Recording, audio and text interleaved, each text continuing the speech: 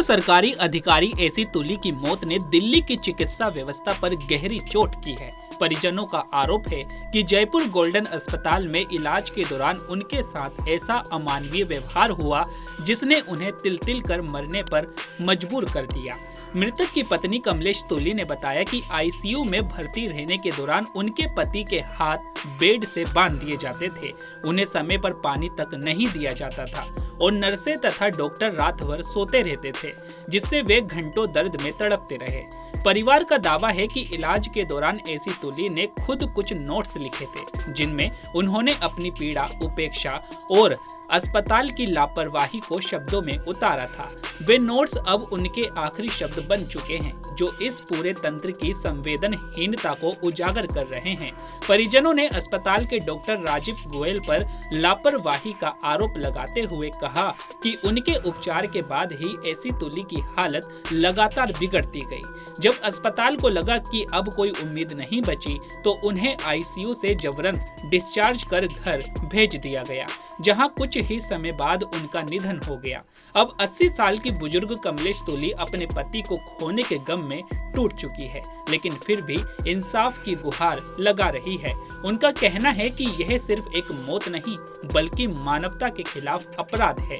परिवार ने सरकार से मांग की है कि इस मामले की उच्च स्तरीय जांच हो और जिनकी लापरवाही ने एक जिंदगी छीन ली, उन्हें कानूनी सजा दी जाए।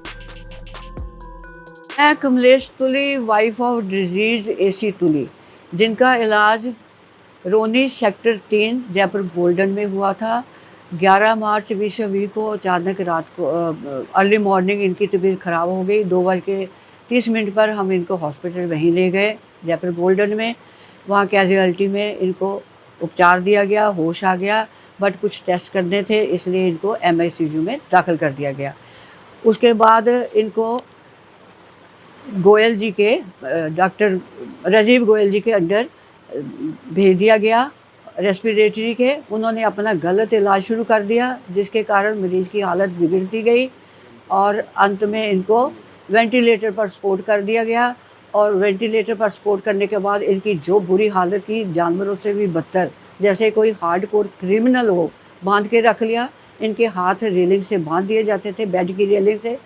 पानी तक नहीं दिया जाता था, बेसिक नीड्स नहीं पूरी की है। हाइजीनिकली भी बहुत गंदा सिस्टम था और मुझे बताया नहीं जाता था इनकी हालत क्या है। CCTV कैमरा नहीं लगा हुआ था कि लॉबी में हम देख सकते। बस मॉर्निंग इवनिंग मीटिंग आवर्स में जाने दिया जाता था, लेकिन बाद में पता चला इनकी तबीयत बहुत ख़राब हो गई थी बीच में और हमें कुछ बताया नहीं गया। सिर्फ पैसे ऐंठने के लिए उस टाइम लॉकडाउन 19 कोविड का लॉकडाउन हो चुका था, इनके पास कोई सोर्स ऑफ इनकम नहीं रहा था, तो इन्होंने कहा ये सोने के अंडे देने वाली मुर्गी फंस गई है, इनको ऐसे मारो। तो रोज़ का 50-60 हज़ार रुपया ऐंठा जाता था और उसके बदले में क्या मिला? जिंदा लाश। अंत में इनकी बहुत ज़्यादा तबीयत ख़राब हो गई और हमें कह दिया इनको घर ले जाओ। कैसे घर ले जाए? डॉक्टर तो है नहीं कोई। जब घर लेके जाना था 23 मार्च को, इनकी तबीयत बिल्कुल ठीक थी, नहीं जाने दिया। तो उसके बाद घर ले आए, घर आके तबीयत ख़राब हो जाती है, लेकिन फिर ये आउट ऑफ कंट्रोल हो गए और 31 मई 2020 को इनकी ख़त्म हो जाती है, सांसें ख़त्म हो जाती है और हम देखते रह जाते हैं। मुझे इस बात का न्याय मिला, मुझे इस बात का दुख नहीं, वो चले गए, वो तो हमने जाना ही है, डेथ जो इनएविटेबल है।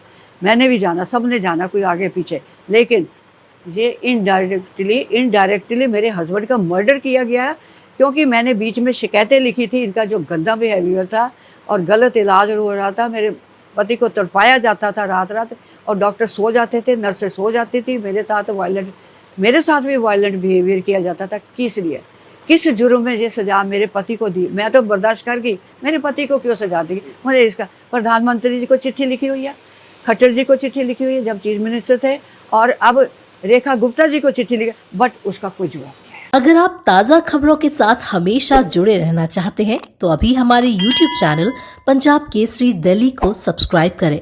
साथ ही Facebook और Instagram पर भी हमें फॉलो करना ना भूलें। आपका समर्थन ही हमारी ताकत है। धन्यवाद।